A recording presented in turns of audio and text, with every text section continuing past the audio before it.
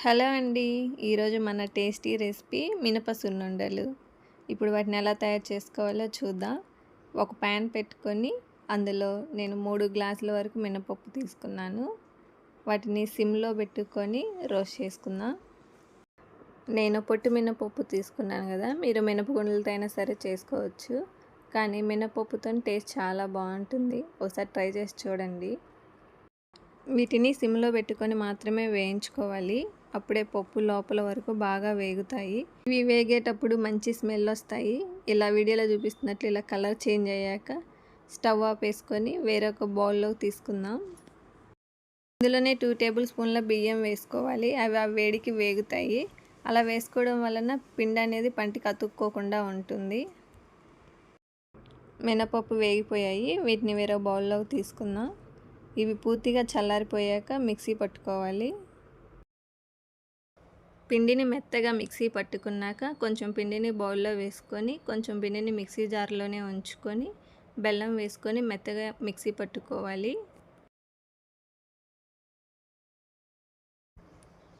నేను 3 గ్లాసుల మినపప్పు తీసుకున్నాను కదా, దానికి 4 గ్లాసుల బెల్లం పట్టింది. ఒక గ్లాసు వీడియో స్కిప్ అయిపోయింది. కరెక్ట్గా 4 గ్లాసుల బెల్లం పట్టింది. మీరు పిండిని టేస్ట్ చేసి కావాలంటే ఇంకా కొంచెం బెల్లం యాడ్ చేసుకోవచ్చు.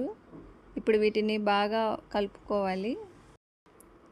బెల్లం మొత్తం కలిసేలాగా బాగా కలుపుకొని కొంచెం కొంచెంగా నెయ్యి యాడ్ చేసుకుంటూ పిండిని కలుపుకుందాం. నేను కొంచెం పిండిని తీసి పక్కన పెట్టుకున్నాను.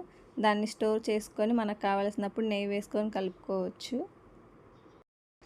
నెయ్యిని కొంచెం కొంచెంగా యాడ్ చేసుకుంటూ ఉండొచ్చేలాగా బాగా కలుపుకొని ఉండ చుట్టుకొని ఒక డబ్బాలో పెట్టుకోవాలి. ఇవి 1 వీక్ టు 10 డేస్ వరకు ఫ్రెష్గా ఉంటాయి. ఇవి ఎక్కువ రోజులు నిల్వ ఉంటే నెయ్యి వేస్తాం కాబట్టి అంత ఫ్రెష్గా ఉండవు, స్మెల్ వస్తాయి. సో పొడి పిండిని ఫ్రిడ్జ్లో పెట్టుకొని మీకు కావాల్సినప్పుడు కొంచెం నెయ్యి వేసుకొని కలుపుకొని ఫ్రెష్గా తినొచ్చు. ఇవి రోజుకి ఒక లడ్డు తిన్నా సరే మంచి కాల్షియం ఉంటుంది. మంచి ప్రోటీన్ లడ్డు. ఎముకలు ఎరిగిన వాళ్ళకి తొందరగా ఎముకలు అతుక్కుంటాయి. ఆడవాళ్ళకి నడుము నొప్పి తొందరగా రాకుండా బాగుంటుంది. పిల్లలకి కూడా రోజు ఒక లడ్డు ఇవ్వండి, మంచి బలంగా ఉంటారు. ఈ వీడియో కనుక మీకు నచ్చినట్లయితే ప్లీజ్ లైక్ అండ్ షేర్ చేయండి. మీరు కూడా ట్రై చేసి ఎలా వచ్చిందో కామెంట్ చేయండి.